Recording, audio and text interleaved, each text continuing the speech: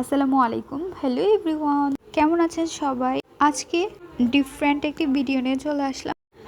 আজকে আমরা বানাতে যাচ্ছি হোমমেড সিরাম।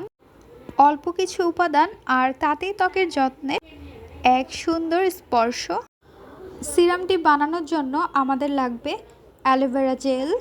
এখানে আমরা 2 টেবিল চামচ অ্যালোভেরা জেল নিয়ে নিব। তারপরে নিতে হবে গ্লিসারিন দিব 1 টেবিল চামচ। এখন আমরা দিয়ে দিব ভিটামিন ই ক্যাপসুল। আপনারা চাইলে ভিটামিন ই ক্যাপসুল 12টা করে পাওয়া যায়, সেগুলোও নিতে পারেন। ভিটামিন ই ক্যাপসুল আমরা এক এক করে সবগুলো দিয়ে দিচ্ছি। এখন একটি চামচের সাহায্যে মিক্সড করে নেব। একটু সময় নিয়ে ভালো করে মিক্সড করে নিতে হবে।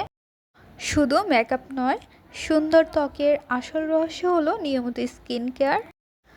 আর সেই যত্নের গুরুত্বপূর্ণ একটি ধাপ হলো সিরাম। সঠিক সিরাম ত্বককে রাখে সতেজ, কোমল ও প্রাণবন্ত। এই সিরামটি ব্যবহার করার আগে ভালো করে ফেস ওয়াশ করে নেবেন, তারপর সিরামটি অ্যাপ্লাই করে নেবেন।